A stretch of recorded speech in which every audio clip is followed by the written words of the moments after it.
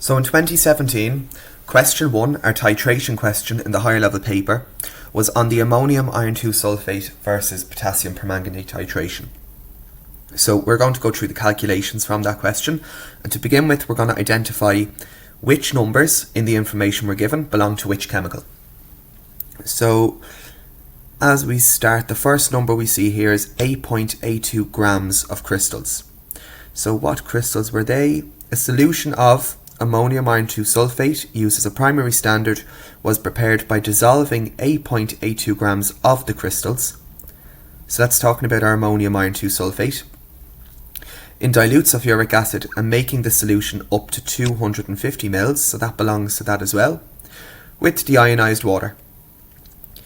This standard solution was titrated in 25 ml portions, so we have 25 ml portions of it, to which some more dilute sulfuric acid had been added, with the solution of, so it's being titrated against a solution of potassium manganate 7, KMnO4. So this is our other chemical. So our potassium permanganate. On average, 20.45 centimeters cubed of the permanganate was required for the complete oxidation of the Fe2+. So in my equation, I'm just going to put the permanganate in green as well, and the ammonium iron 2 sulphate, that's this in the equation. It's only the iron 2+ that actually takes part. So all of those numbers that are up above, I can now use those in my calculations. I know exactly what chemicals they belong to. So if we start down here with part 1, we're told to calculate the number of moles of iron 2+ ions in a 25 ml portion of the standard solution. So I want to have moles in 25 centimeters cubed of iron 2+. That's what I want to find out. What I have though is, if we go up to our iron 2 sulphate information, we have 8.82 grams of it in 250 mils. So I have 8.82 grams per 250 mils of iron 2+. So we need to convert what we want into what we have. What we have into what we want.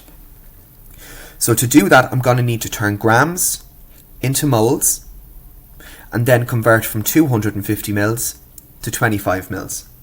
So first of all, if I want to go from grams to moles, I have to divide by the molecular mass, and that is the relative molecular mass of ammonium iron 2 sulphate.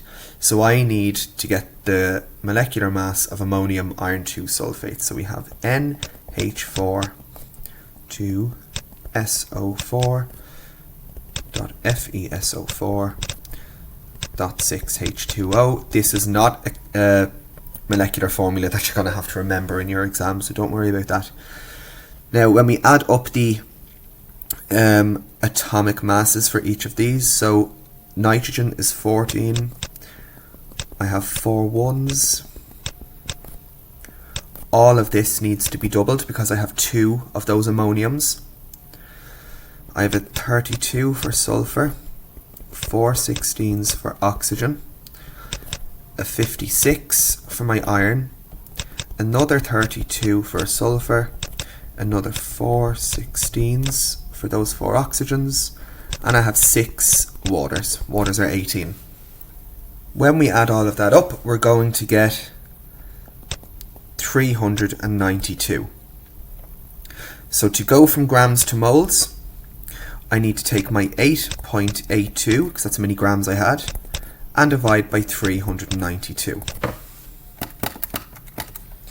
And we get 0.0225.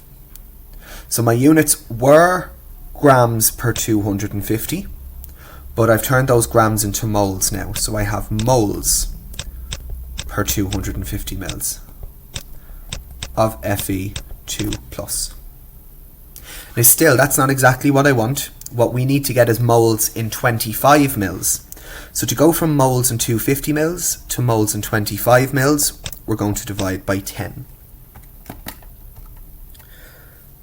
And that will give us 0.00225 moles per 25 mils of Fe2+. And they are the units that I wanted. So that's part 1 finished.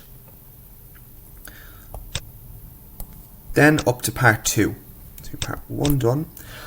Part 2, the number of moles of potassium manganate 7 required to oxidize this quantity of iron 2+. So we have a number of moles of iron, 0.00225 moles.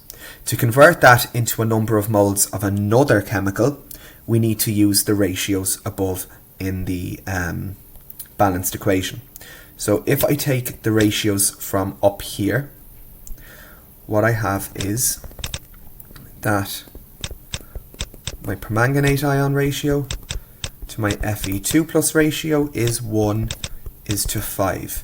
And that's coming from the coefficients in the balanced equation. So we have 1:5. I know I had 0.00225 moles of iron 2+. So to find how much permanganate was required, I have to divide by 5.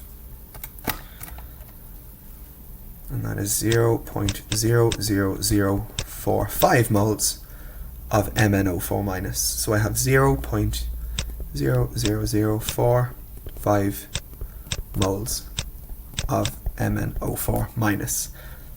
That is what was asked for part 2. So the number of moles of potassium manganate 7 required to oxidize this quantity of Fe2+ ion. So that's our final answer there, the 0.00045.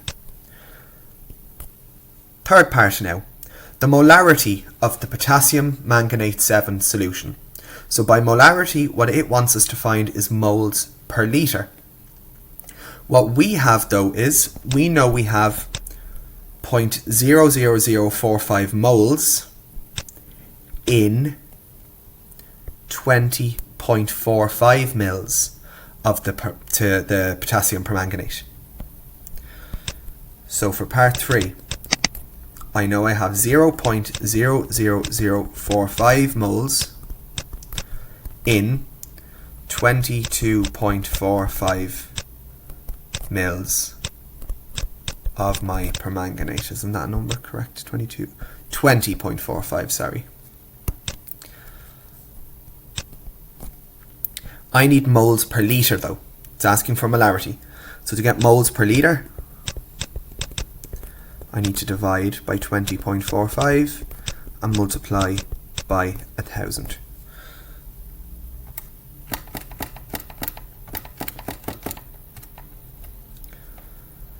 And that gives me 0.022 moles per litre of my permanganate. And that's that finished.